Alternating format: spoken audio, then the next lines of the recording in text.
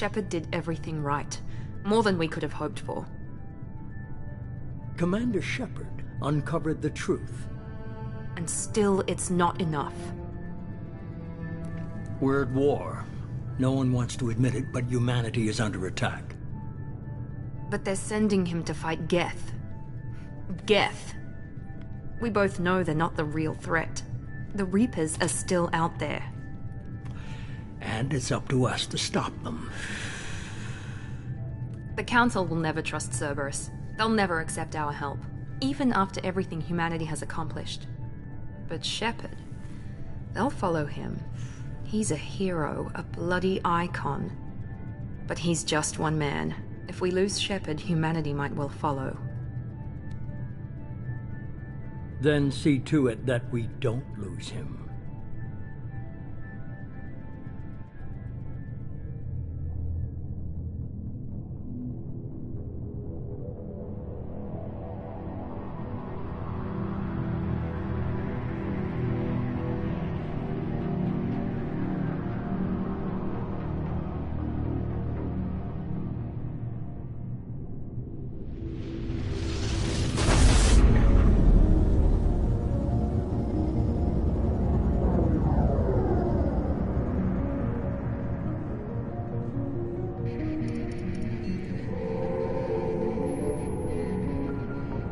Disengaging FTL drives. Emission sinks active. Board is green. We are running silent. We're wasting our time. 4 days searching up and down this sector, and we haven't found any sign of Geth activity. 3 ships went missing here in the past month. Something happened to them. My money's on slavers. The Terminus system is crawling with them. Picking up something on the long-range scanner. Unidentified vessel. Looks like a cruiser. Doesn't match any known signatures. Cruiser is changing course. Now on intercept trajectory. Can't be. Stealth systems are engaged. There's no way a Geth ship could possibly... It's not the Geth. Brace for evasive maneuvers!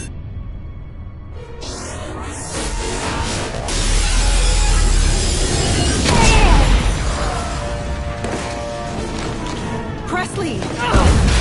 Kinetic barriers down! Multiple hull breaches! Weapons offline! Somebody get that fire out!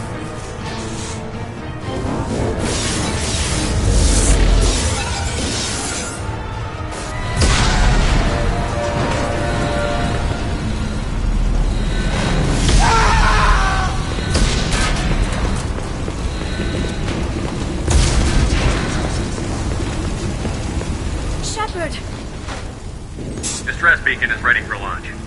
Will the Alliance get here in time?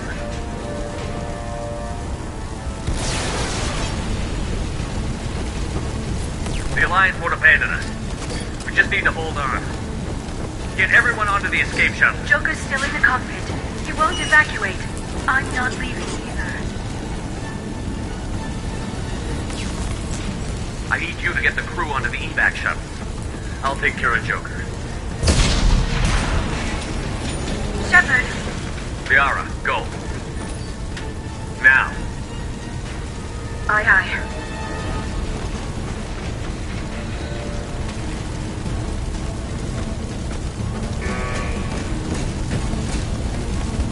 Everybody in! Go, go, go!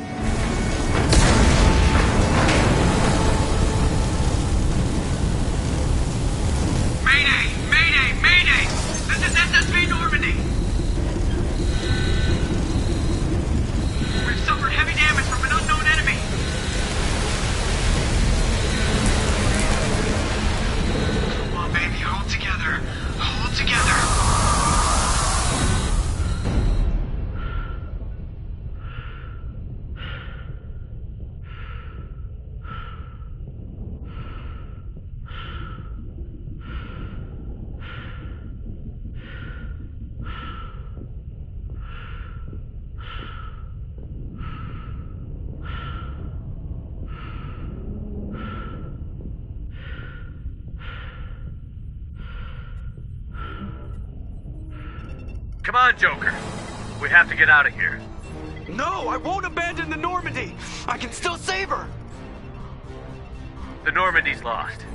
Going down with the ship won't change that. Yeah, okay. Help me up.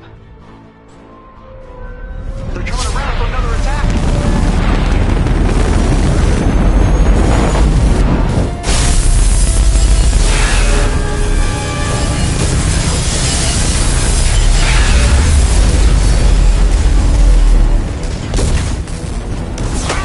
Watch the arm!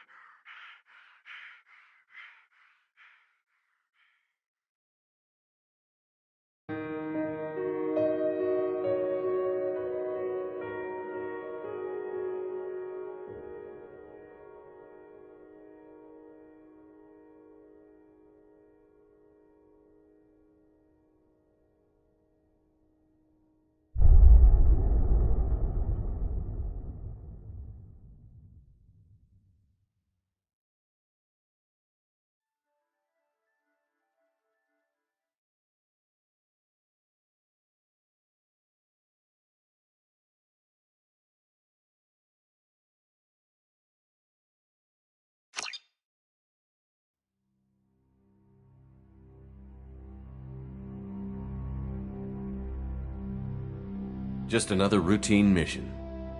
Why do they always say that before a mission? Of course it's routine. You haven't done anything yet. It's everything that happens along the way. The choices you make, the paths you choose, that turn the routine into anything but. Of course, that's how it started. A routine mission, answering a distress call. And look where that got me. We were testing out the Normandy, Captain Anderson's new ship, when the distress call came in. An Alliance patrol on Eden Prime had been attacked. They'd seen something they couldn't explain. And whatever it was massive. I hit the ground with my lieutenant, Caden Olenko. A good kid, loyal, by the book, with a talent for biotics. We came across the lone survivor of the patrol, Gunnery Chief Ashley Williams. A soldier to the core. Tough, disciplined, ready to take on whatever came her way. Ashley joined up with us and took us to the spot where she lost her squad. That's when we saw it. The ship. Like nothing I'd ever seen. It was massive, scorching the colony and everything around it as it blasted away. We followed the path of destruction to an artifact, a beacon left by a long-dead race called the Protheans. The colony had dug it up, and whoever attacked them had tried to take it. Chief Williams made the mistake of getting too close. It hit her with some type of energy. I grabbed her and threw her out of the way. That's when it hit me. Hard. Every muscle in my body went rigid. I couldn't move, could barely breathe. Everything went black. And then I saw something. A vision. Dream. A nightmare. By the time I woke up, we were halfway to the Citadel on our way to meet the Council. I was expected to explain what I'd seen. Anderson came along. So did Adina, our political representative on the Citadel. With those two heavyweights, it seemed reasonable we could persuade the Council that the ship we'd seen was a potential threat, as was the individual behind the attacks. The main suspect for the Eden Prime massacre was a Turian Spectre named Saren. He'd been seen by one of the survivors from the colony at Eden Prime, and there was some evidence to suggest that the ship was connected to Saren. But even Adina's pointed accusations weren't enough to convince the Council. They just couldn't believe one of their chosen elite Spectres could be guilty of something like that. They needed proof, which meant I needed proof. Fortunately, I wasn't alone in my search. Garrus, another Turian, wanted to help. A top agent for Citadel Security.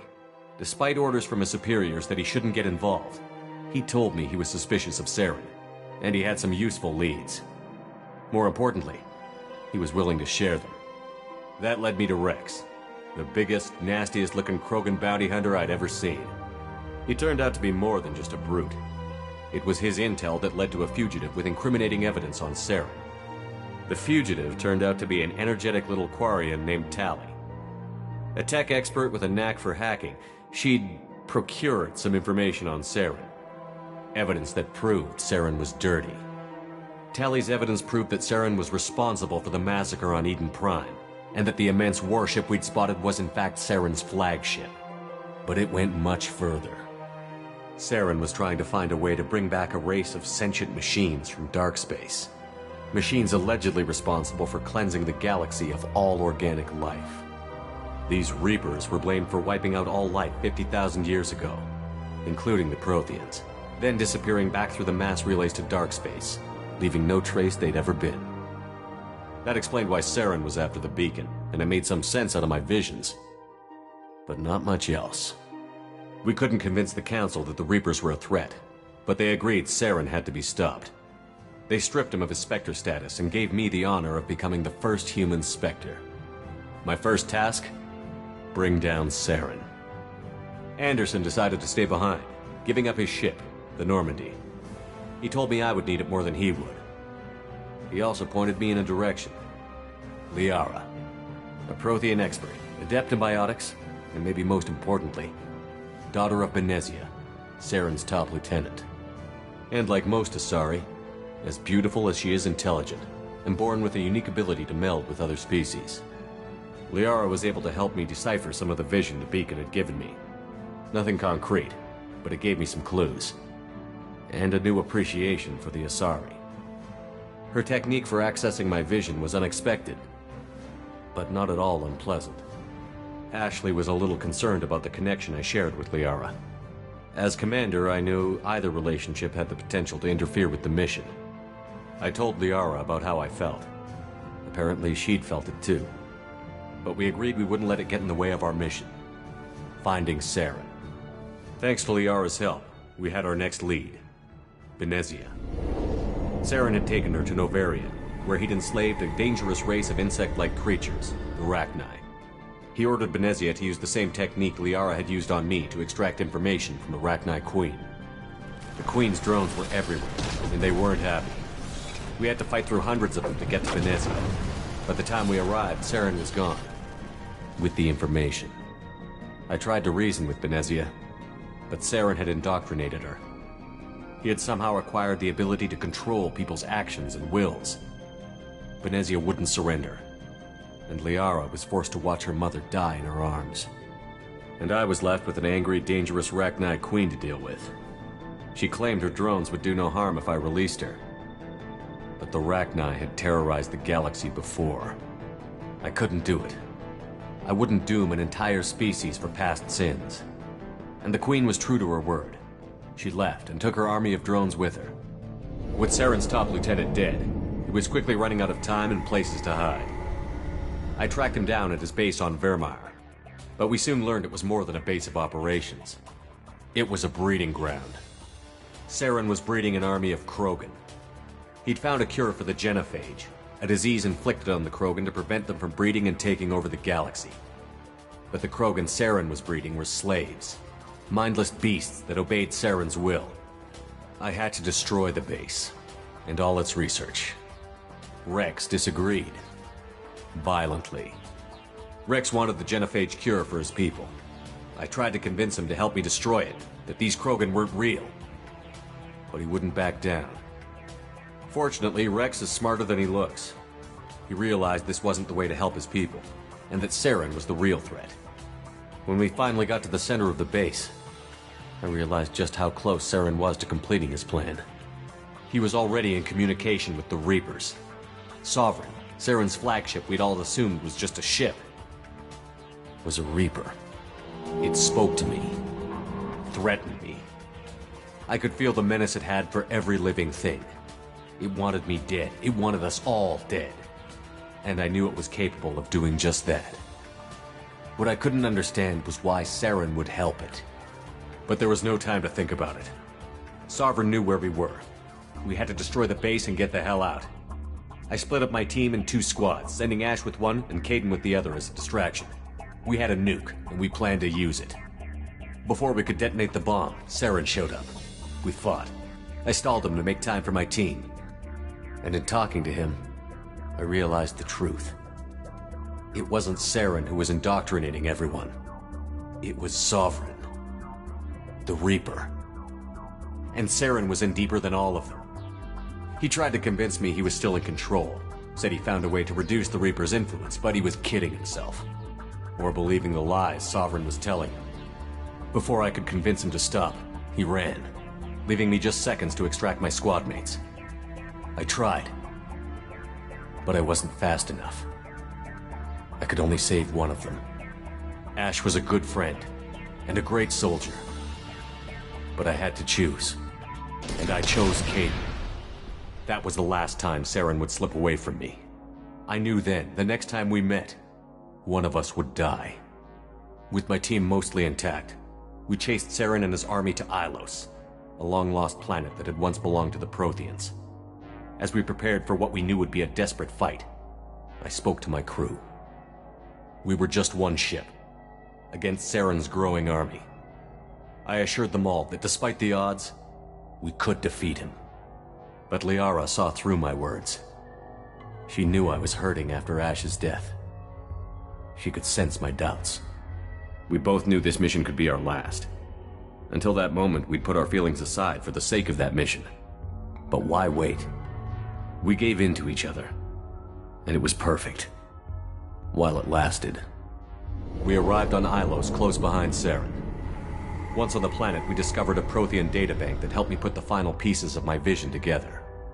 The Reapers had come 50,000 years ago, and every 50,000 years before that, each time purging the galaxy of life. The Protheans had fought and died, like every species before them. But a few survived long enough to leave a parting gift. The Protheans had discovered that the Citadel was the key to controlling the mass relays. By sabotaging the Citadel, they found a way to close the relays to dark space, slowing the Reapers' return, giving us the time we needed to find a solution to stop the Reapers once and for all. Saren knew this. He was leading his army to take control of the Citadel and re-establish the relays to dark space, bringing the waiting Reapers here to destroy us all. We followed him to the Citadel. It was intact, but heavily damaged. He had caught the Council fleets by surprise, and they were only now regrouping. And with Sovereign as his flagship, there was little hope the fleets could counterattack with enough strength to take back the Citadel.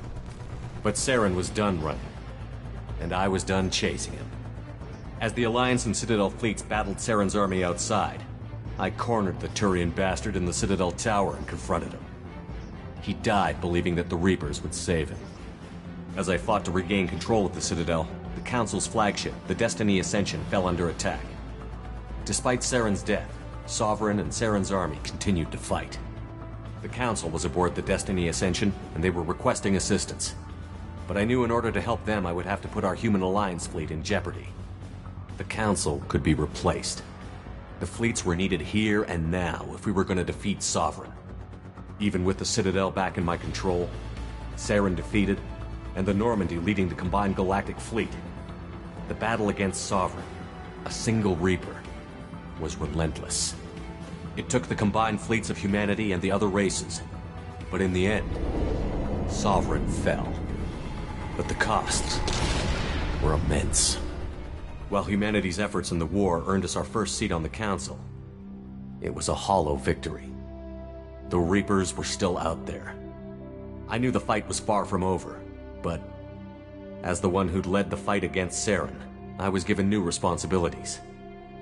The choice of humanity's first counselor was left for me to decide. On the one hand, Udina, the lifetime politician.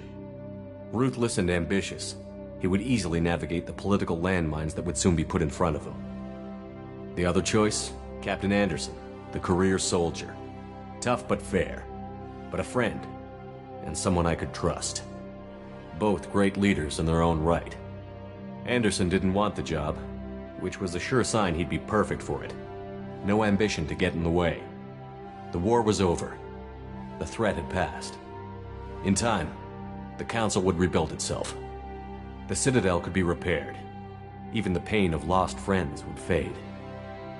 But none of that mattered if the Reapers were still out there. And if they were all as powerful as Sovereign, we had to find a way to stop them. I had to find a way. I gathered my crew, took my ship, and went in search of answers. Officially, the Council would only say I was assigned to cleanup duty, rooting out any remnants of Saren's army. Just another routine mission.